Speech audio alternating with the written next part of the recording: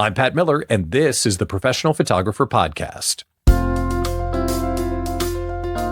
What if you could do exactly what you love to do, exactly for the people you want to do it for? And what if you didn't have to charge? You could start following your curiosity and get to the heart of your creative vision. And then it turns into a gigantic business on the back end. It sounds too good to be true, right? Doing exactly what you love, traveling the country and the world, creating art that you're on the planet to create. That'll never happen to me.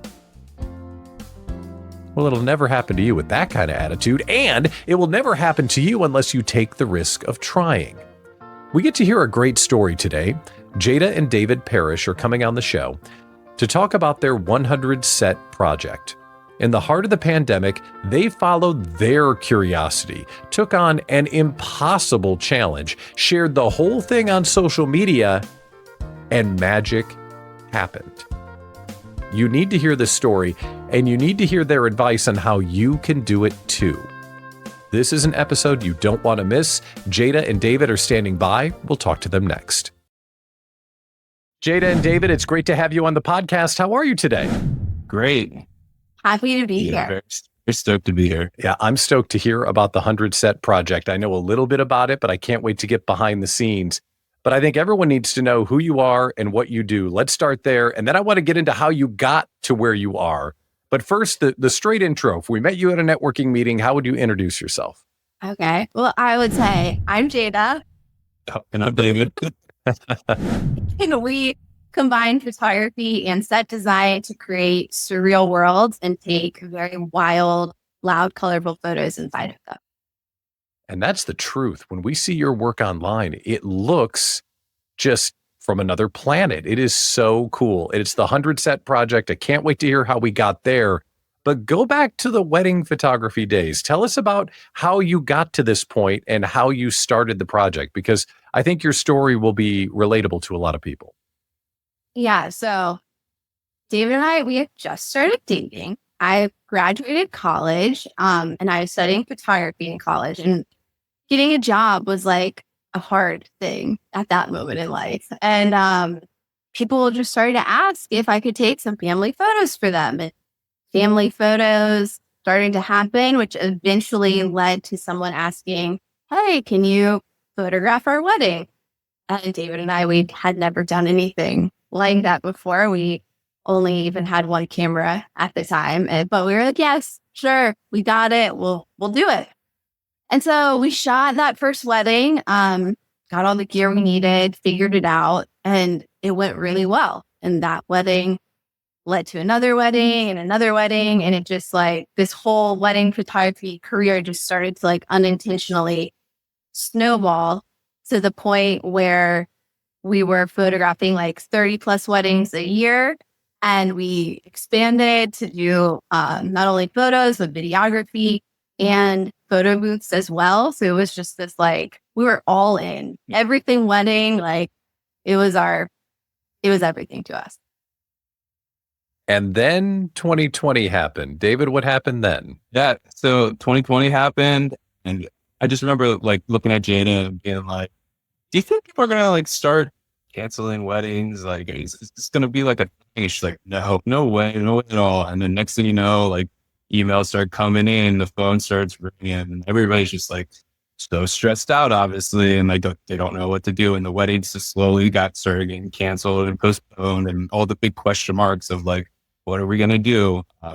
So it turned pretty dark for us personally, because we were on such a high with our business, and like it was going to be the best year that we've had ever had. And we were so excited for it, and everything just changed pretty quickly.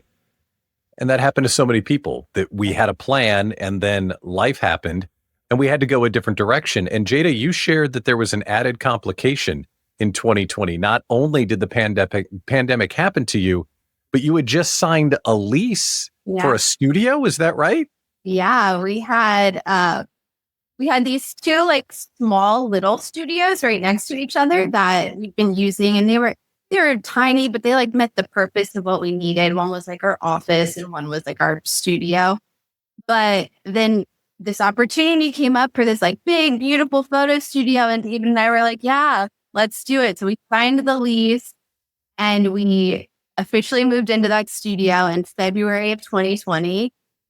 And then like literally a month later, it was very traumatic. And we were like even scared. The studio was like in a building with a bunch of other studios. So we were scared to like even go to the studio for a long time. So it truly sat completely empty for like several months.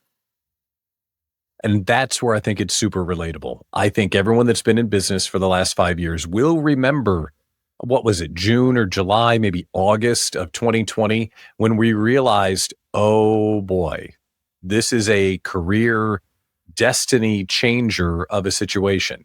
So you had this killer wedding business. Now you've got a killer expense every month. You've got no clients. So David, what did you do? How did you handle that? How did you act? So, well, for the business, and luckily at that time, I bought this camera that's called the Matterport 3D camera with like 3D scans of homes and stuff. And that happened to be online, and out of nowhere, like a bunch of of realtors and stuff started contacting me to like use this camera to create tours for people to see their spaces. So financially, that was like the saving grace for us. We were like, okay, this is going to keep us going. So at the same time, we were trying to figure out what to do with our career.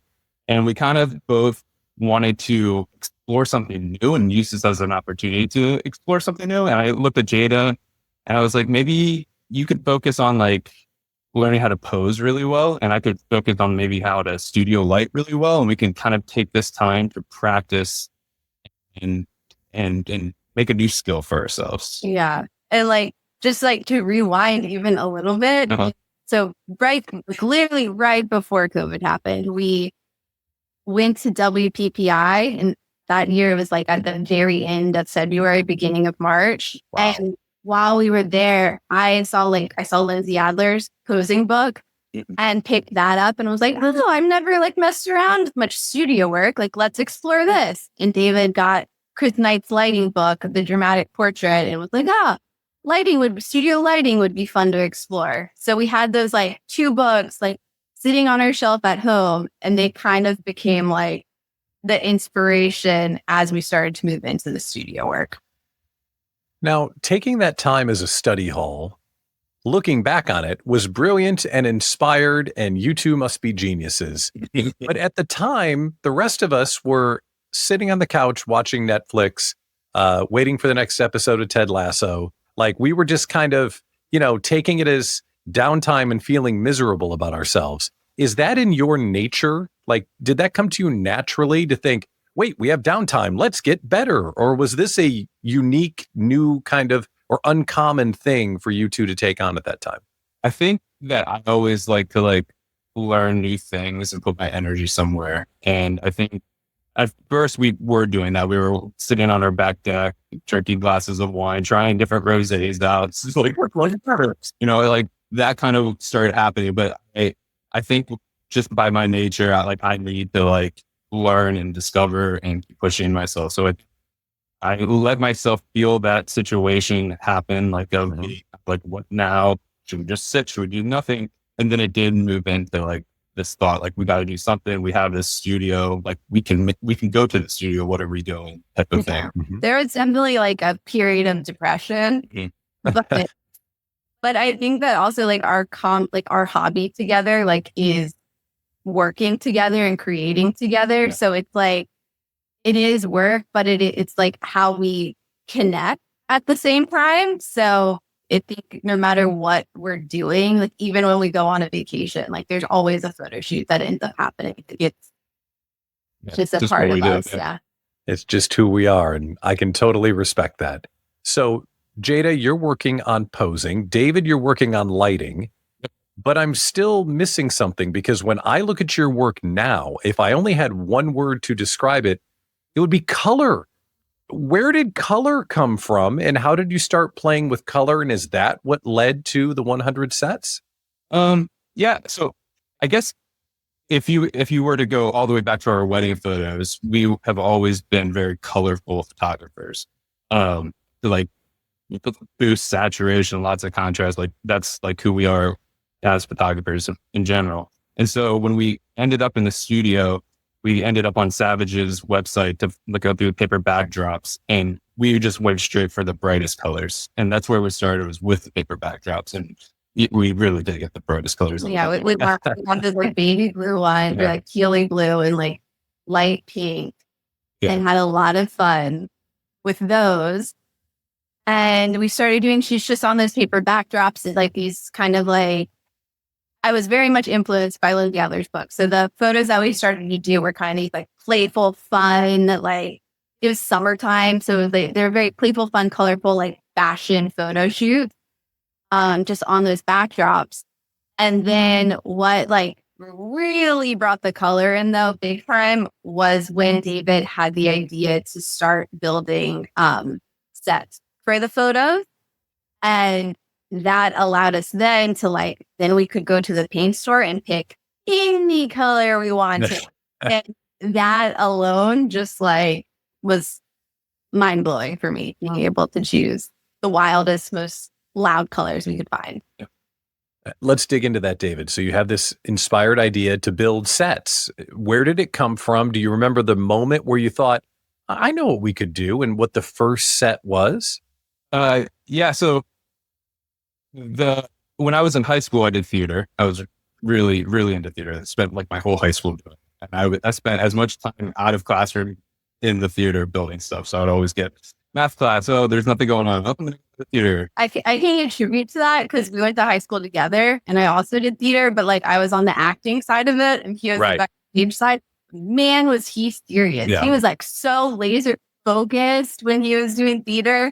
Yeah, I really loved it. I probably should have gone that route.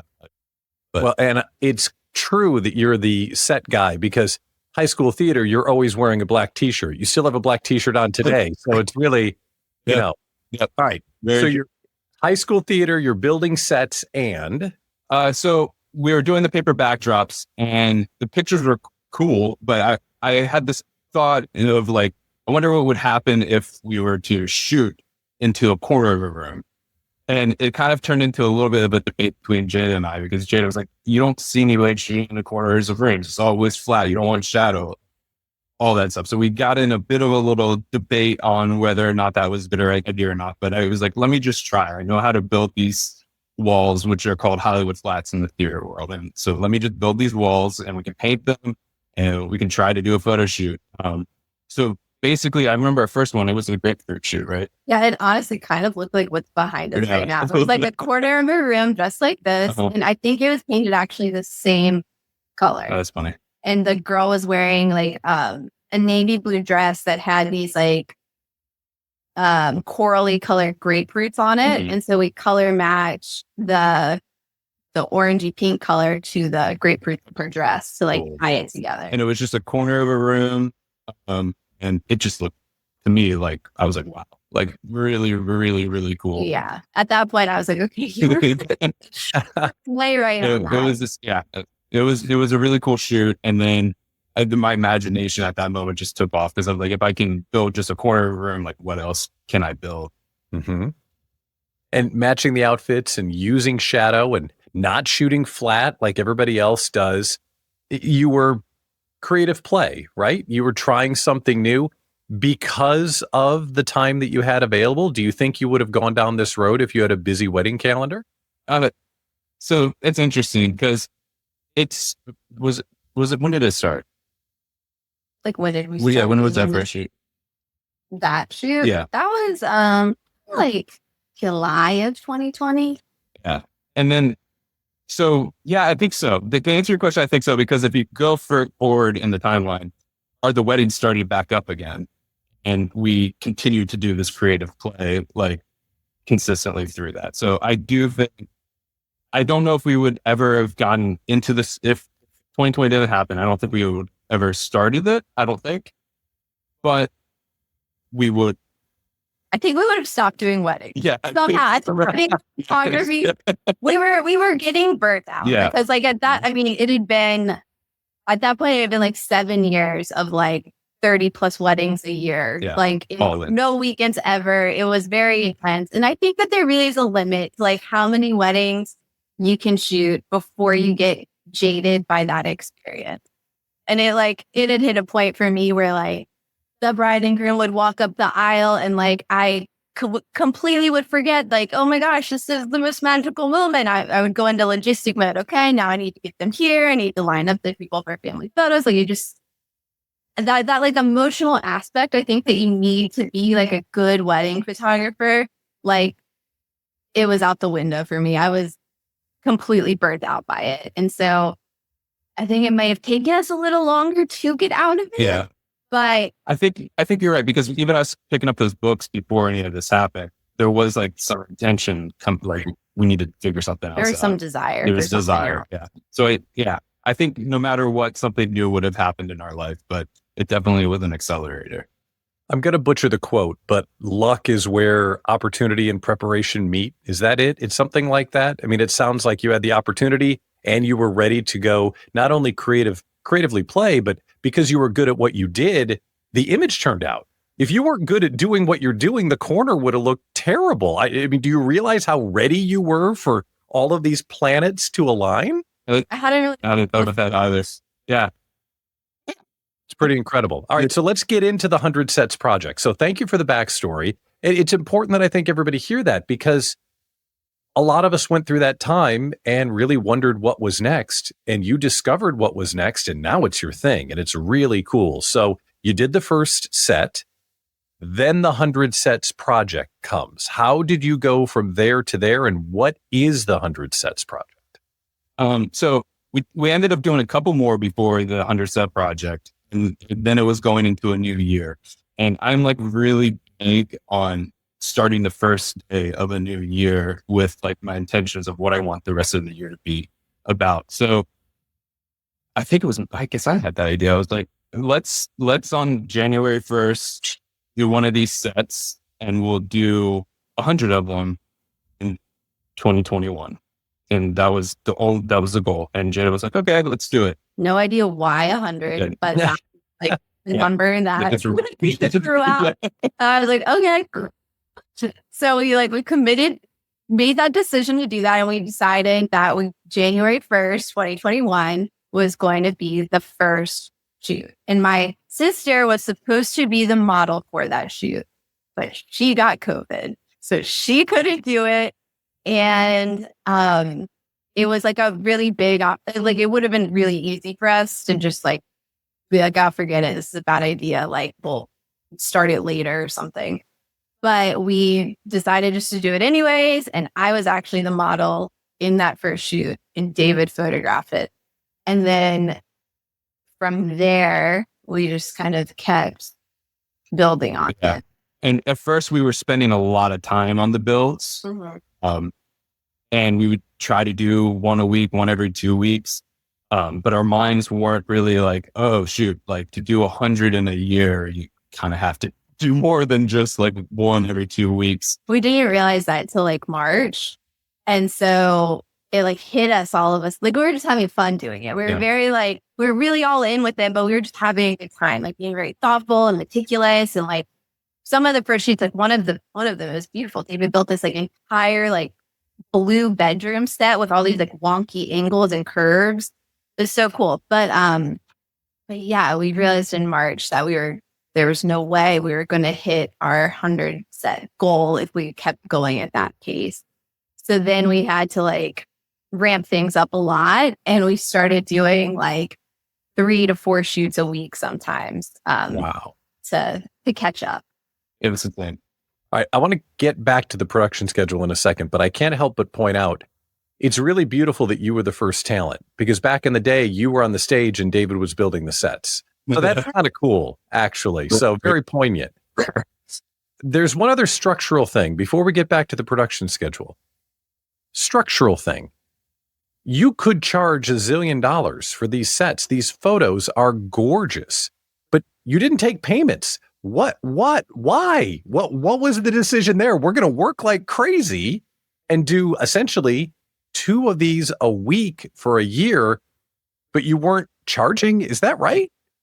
Yeah. So that with the weddings, it was like very much a service-based business. And like, it was all about pleasing the client. And the way our wedding business started, it was so unintentional. Like the clients just started to come. And I know that was like not a circumstance that a lot of wedding photographers have, but we were just very fortunate. We were in the right place at the right time. Yeah. And so our wedding business took on place so quickly.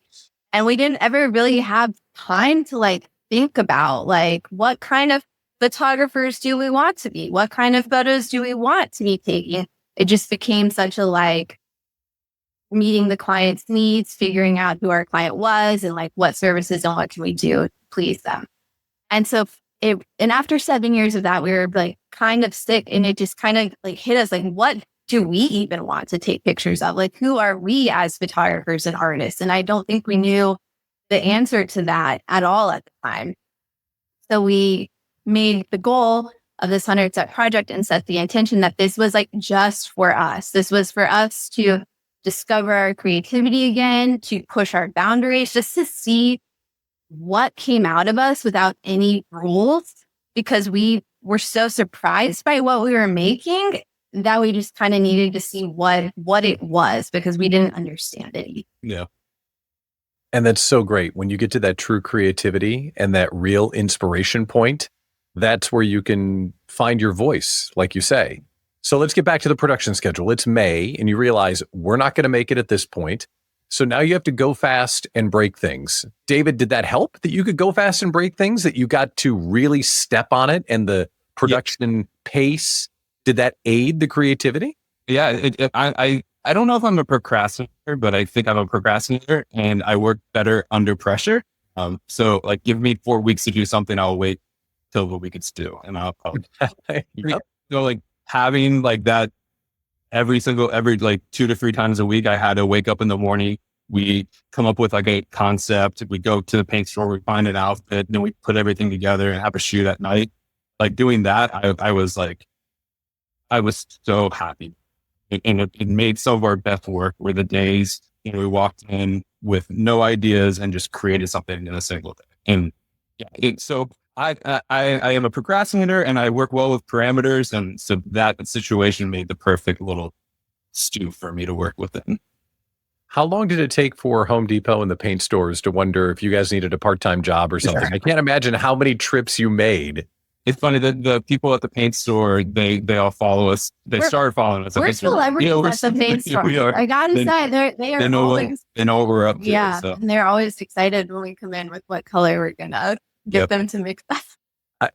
I can't help it. The conversation of not charging and how beautifully distinct your work is.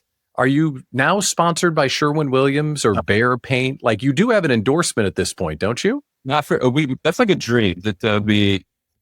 I have hit Sherwin-Williams up so many times, and they've responded. I sent emails, but never heard anything past that. So they are missing out. But yeah, okay. We are big Sherwin-Williams fans. We are all over the YouTube Sherwin-Williams, and we know that you're reading this and hearing this. So we need to hook these two up. They're making your paint look the best out of anywhere on the planet. You got to see their website. Okay, blatant plug. All right. So you're living in a paint store. You're now double timing to try and get 100 sets done in a year. Did you make it? We made it, but we're straight news. But we were exhausted because our weddings did start back up. So we were working weddings. Family photos started coming to family photos as well. They started happening again. We were doing 2 to 3 shoots a week. It was our calendar in 2021 was like insane. Yes. I recently looked back at it. It was just full of color. Like all the squares and things that we were doing. But yeah, we made it. And did we make it on the last day of the year? Yeah, we did the last year. The last year it was with me and David. Yeah. And it was December 31st, 2021. Amazing. So you get done. And David, you say that you're big about New Year's resolutions. Yes. So what did you decide to do when the challenge was over? See, we honestly, we were grieved a little bit. Like, it was like we had so much focus and so much purpose throughout this project, where we weren't thinking in the future so much of like, what are we going to do with all this work? The goal was just make the work. And so then when we finished it, it was kind of like, one, we're sad that we didn't have the same level of like purpose that we had with these shoots because they had become such a they're so fun for us. Yeah. And we really weren't sure. So it honestly took us like a couple months of I think, I can't, to answer your question, I can't remember what we did on that that New Year. year. I should look back at my journal and see. So, but I don't. Maybe that's why that year didn't spin off. Yeah. I think in my head, for whatever reason, I was like, we'll hold off like taking this work, and then once we're finished this goal, then it's going to be a snowball effect, and people are just going to be hiring us like crazy. We're going to be traveling the world making this art, and it's going to happen immediately. And that's not like what happened whatsoever. And so, like what Jada was saying, I think we got such a high from doing that whole project, and then I think it did go into a period of grieving of like, what do we do next? Like, what's next for this project? Why aren't people hiring us? Like, it was complicated and confusing. Yeah. And at that point we had we announced in 2020 that we were going to stop taking weddings, and all of our bookings lasted pretty much through 2021 into the beginning of 2022. So we had to finish all those out. But then after maybe March of 2022, that was it for our wedding business too. So it was two big things in our life, kind of closed and ended at the same time. And we were like, okay, now what? Yeah. And it's mid-January. You're sitting there. Your weddings are winding down. The 100 set project is over. How did you turn this into a business? When did the phone start ringing? And how did you navigate this to where you are now? It was a journey, honestly. I think that the first exciting thing that happened was I submitted our photos from the 100 Set Project to a photo contest, the Abbey Road Music Photography Awards. And one of our favorite photographers, who also was a huge influence of the work that we made during the 100 Set Project, was one of the judges for it. And we got shortlisted for it. And they had we were one of the finalists for it. And we got to go to Abbey Road for this big award ceremony, and got to meet the photographer was Rankin, and it was very surreal and very cool. And we were like, wow, that's nuts that those photos that we took just for fun landed us in this moment. And so then that really sent me down a road of where else can I submit our photos to? So we did a lot of photo contests, submitted to a lot of art galleries, just really started to get our work out there as much as we could, and then really ramped up our social media, because we've been sharing the behind the scenes and stuff as we were doing the 100 Set Project, but we had so much content that we had captured that we never really did anything with. So then we kind of went into editing and marketing phase of just how can we get more people to see what we're doing. And that eventually led to us starting to attract some clients who really aligned with what we were doing. And our first big gig was we did an album cover for Olivia Jean. She's an artist signed under Third Man Records, but that was such a surreal thing, because it was the first time we really got hired just for this new work. And the poses that she wanted to do and all of it, she wanted the weird poses. She wanted to be upside down. She wanted to be splatted out on the ground. And that just really blew my mind that all that play and just randomness we did actually attracted ideal clients. Yeah, it's interesting. The same way that I put kind of we're not taking money during this project, I kind of put rules on who I would work for in a way.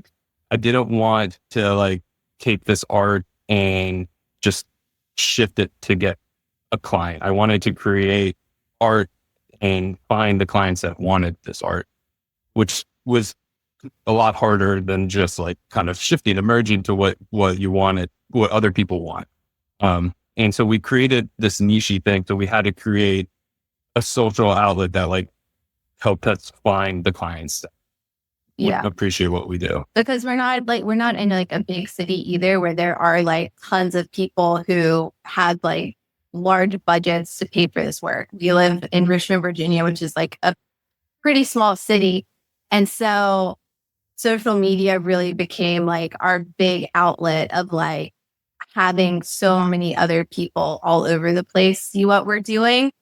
And it ended up like most of our clients, there's really nobody who books us in Richmond. Like we're always traveling other places for these photo shoots for our clients.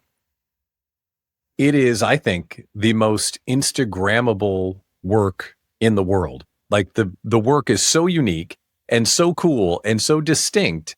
I would imagine that your Instagram grew to 11 billion people over the pandemic. It grew. Well, there's a story there too. So it was. We've always loved Instagram. Even like with our wedding photography, like Instagram was a very important part of it. But during the 100 Step Project, we were like growing our Instagram account. We were about to hit 15,000 followers. And then we woke up one morning and it was gone. Like removed, taken down, account did not exist anymore. And it was pretty heartbreaking. Yeah. Because that was a place where we were connecting with people. Like we put model calls out. We were growing a community of people that wanted to be involved with it. People from afar and everything. So it was a big loss right in the middle of the project. They were like our encouragement that like kept us going when it got hard, was like all these nice comments and messages that people would send. And so it got removed and we waited like a month, like kept appealing it, kept thinking like it's going to come back. Never did. Never did. And then in the middle of the 100th Step Project, we had to start a new Instagram account, which is the one we have now. And build it back up. But it grew so much faster than the other one ever did. Yeah. So very cool.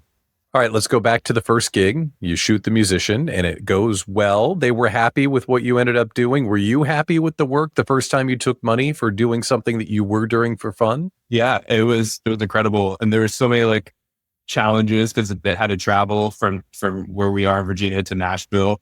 And it was just so much fun. It was like every single thing that we had been, I guess, rehearsing and practicing, like came together, and it was, in my opinion, flawless. And then to see it as like a printed album cover, I mean, can't beat that. It was an amazing feeling. And yeah, it was surreal. Then we went to the album release show, and it was just so cool to see like everyone was like holding up the album, and it was on the photos were on bags and stickers and all this merch. And then, it was sick. It was really cool. You know what's so cool? I just got to say, doing this show, I've had a chance to talk to a lot of the big time photographers like you, but some of the big time photographers like, I won the world thing and I did the thing. And you guys were like, we did the thing and it was awesome. And it's like so beautiful to see someone so happy with their gift. I love that. So please never change. It's awesome. All right. So you do that and business starts to come. Like, how did the momentum build to where you are now? It was slow still. Like it was a slow burn. There was all these moments where I thought that it was going to be like, this is it. This now it's going to take off, because our previous business, that's what it was. It was, we got a wedding, we got another wedding, we got another wedding. It just kept growing really fast. And I was expecting the same speed with this new concept. And unfortunately, that wasn't the truth behind it. It was lots of successes, then like a little bit of like, okay, what's happening next, and then a success again. So a completely different pattern. And I'm not sure if it's because we picked kind of a nichier thing or we weren't serving our direct community around us. But yeah, it definitely was a bit of a lull again. And we just kind of went back and focused on building the structure and the foundation of the business on how we wanted it to be. I this whole new business has been so much more intentional than our last one was. Like we've approached it at like a much steadier pace in terms of like, we're very specific about the clients that we want to attract. We want creative clients. We want musicians. We want fashion designers. We want creative brands. We don't necessarily want to be serving the people within our community on like a more personal level. It's definitely more commercial work.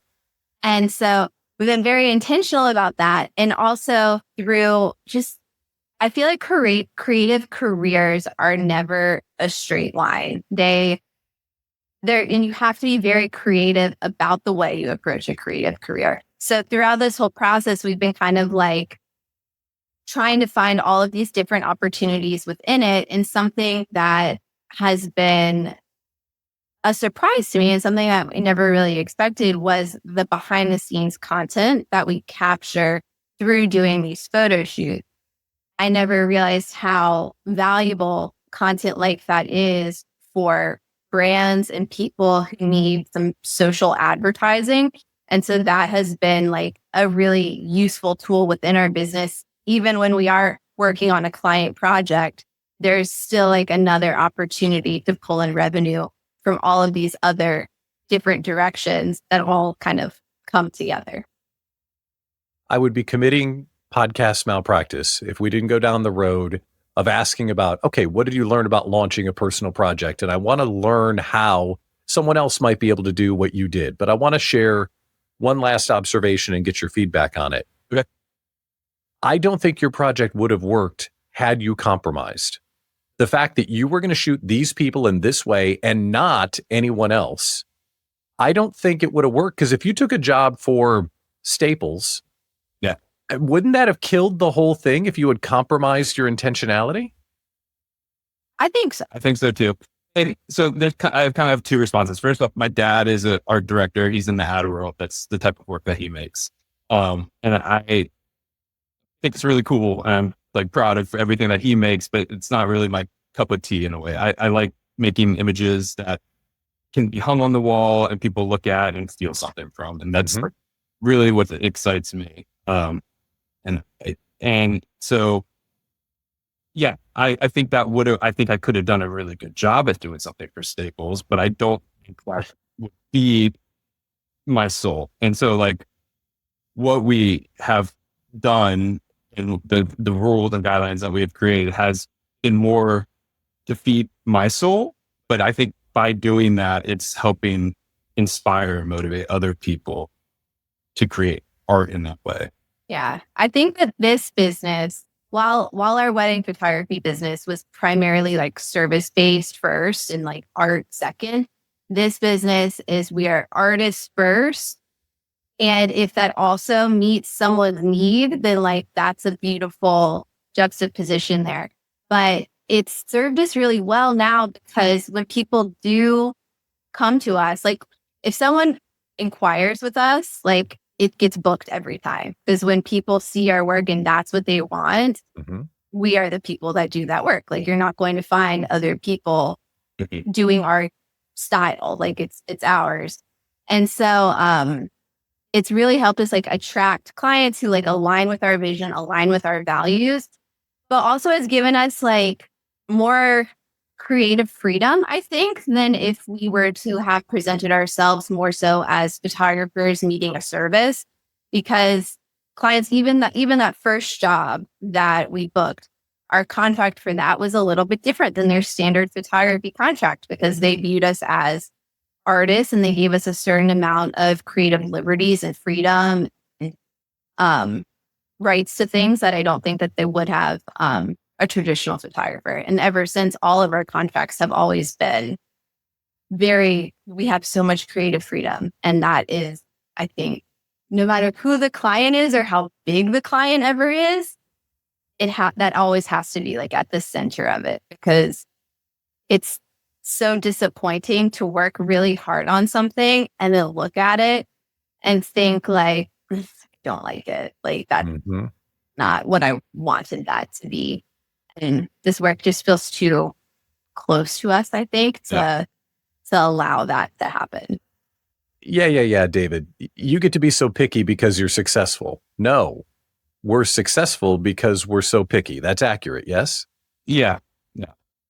Perfect. With that as a backdrop, let's get to how we can help someone else launch a personal project. So if someone's thinking, I have a vision, I have a dream, there's something I want to do, Jada, coach them up. Where should they start? How should they formulate their thoughts around doing something like you did?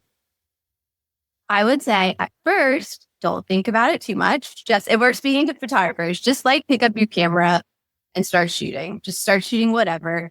And I think that pretty quickly you'll get a sense of something that maybe you're a little bit more interested in than something else. And then within that, kind of just beat it to death. Like, so if you're into portraits, like, or headshots, if you're into headshots, give yourself some really tight parameters of like the format that the headshot has to be, and just start to have so many different people come in, start to play, but it all has to be within these very distinct parameters. And how can you make each shot be different? How can you change up the lighting? How can you change up the pose? How can you change the energy? How can you do all of these things to create so much variation within these tight parameters? So I guess parameters, set your parameters, define your parameters is the most important part to starting a project, I think. It maybe rewind just a little bit. I think something that really helped both of us was to feed our mind with so much inspiration, and not in the sense of inspiration of looking at other people that are doing the same thing, but inspiration all over the place, like architecture, paintings, movies, all those type of things, and just fill your mind with so much visual influence that, like, when you close your eyes at night, you can see these images, and that will help kind of create a world that you can then create the parameters to start overshooting. And yeah. And I think that once you have the inspiration, you define your parameters, come up with some sort of, you have this much time to do it, this much money to do it, like some sort of deadline for yourself, I think is important. And I also believe it's important to share publicly. Like if you are going to set out on some sort of creative project, like sharing it and getting other people involved with it, I think is what ultimately made David and I actually do it. Because like every month we would pull up the calendar and we would be like, okay, so we need to do 3 shoots a week every week this month to stay on course and meet the goal. So we would plan it, we'd book, I call them models, but they're just people on Instagram who like reply to wanting to model in our photo shoots. So they would we'd write them down that we had them booked to model that day. And then once we knew we had someone else involved and someone else had like committed their time to doing this project with us, it really made us be much more accountable. And no matter how uninspired we were feeling that day or how tired we were, it was kind of this like, someone else is showing up for us, so we have to like figure this out and show up for them. And that, I think, really is what got us through.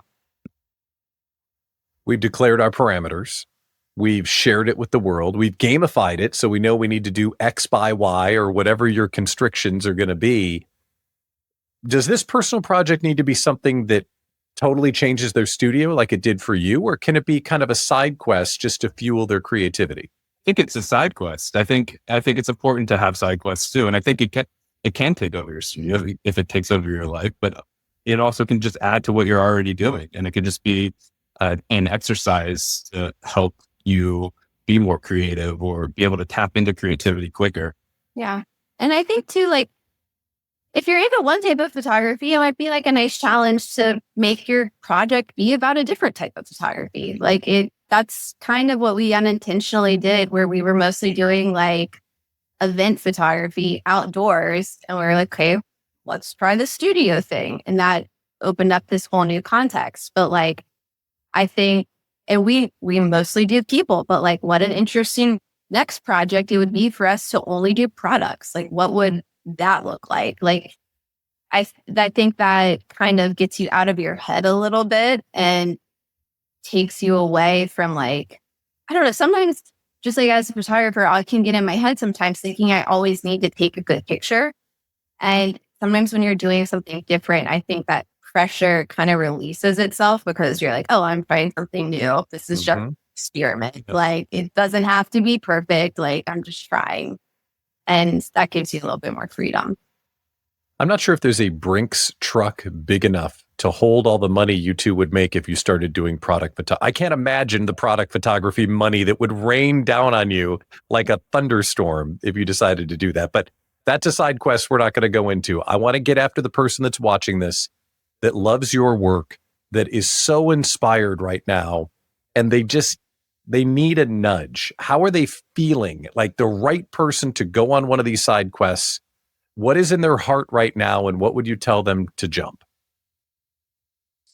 I would say that if you are feeling burnt out, if you are feeling uninspired by whatever you're shooting right now, or just like bored in general, like that means you should do a jump. Like try something new, explore, experiment, because that means that you've gotten way too comfortable with whatever you're doing. It's no longer a challenge for you. Not saying you haven't mastered, but like that level of like problem solving and excitement is gone from that. So it's time to expand a little bit, widen the net, and just try something new. And what's so cool is like sometimes just trying the new thing makes what you already do feel fun again, because you learn something else through doing that then you can take to what you already do, and it kind of makes it exciting again. It's within these projects. Sometimes on YouTube, I give Jada a camera called Jada Camera Challenge. And it's like an oddball camera, and we just get a model and we go somewhere. We don't use a set or anything. We just go somewhere random, and Jada does photo shoots with them. And one of them was a Polaroid camera. And during that shoot, the pictures were okay. They're cool. They're nothing that would stand out really big on the internet, or for clients. I don't know what it would create, but that's to say she ended up laying on her back, taking pictures with this Polaroid camera, and got this crazy angle. And by her just playing outside of what we normally do, she found a new way to shoot, and she brought it into our sets. And then that changed our voice in our sets from that point forward. So just by like creatively playing, even if it's just for a day, trying a new camera out, you will probably learn something that you can add into your normal work. But doing a personal project like that just like amplifies it, because now you have the parameters, you've gamified it, like you said, and now it's like this whole process that is living alongside your career. Yeah, it's true. And you just have to challenge yourself. Like just challenge yourself. Even within our sets, like we primarily build everything out of plywood and paint, but every now and then it's like, okay, what's a color that you hate? Let's use that color, that awful color that you hate. How can you can like something interesting, or like, what if you do it out of fabric? What does that look like? It's not necessarily to produce like the greatest photos ever, but it's just to challenge you, make you think of things in a new way. And oftentimes like a bad photo eventually leads to a good photo, because it sparks a different way of doing it or a new thought. So just don't be scared to take a bad photo. I guess that's like a really important thing. Just get started. If somebody's hesitant to just try something, then who cares? Like, especially if you don't have a client attached to it, like it just doesn't matter if it's awful. Like, and it's not going to be awful because you've taken away any anxiety or stress. It's just fun. You're just playing. I could talk to you two all day. I love this interview. Thank you so much for the inspiration. And Jada and David, thanks for coming on the show. I appreciate it. Thanks, Pat. Thanks for tuning in to this week's episode of the Professional Photographer Podcast. Raise your hand if you're inspired. Before you go start your own side quest, make sure you leave us a like and subscribe and leave us a comment. Tell Jada and David what you loved about the episode. I know they'll be watching, and we're watching too, to make sure that we're delivering you the good stuff here on the show. The other thing is, you should be considering Professional Photographers of America. If you're not yet a member, you are truly missing out. PPA offers incredible resources like equipment insurance, top-notch education, and a supportive community of photographers ready to help you succeed. It's perfect for photographers who are serious about growing their business in a sustainable and profitable way. At PPA, you belong here. Discover more about membership at ppa.com. That's ppa.com. I'm Pat Miller, founder of the Small Business Owners Community. publisher of the Small Business Summary newsletter, and the creator of a brand new side quest. I don't know what it's going to be, but I'm going to go do it. Thanks for tuning in. We'll see you right here next time.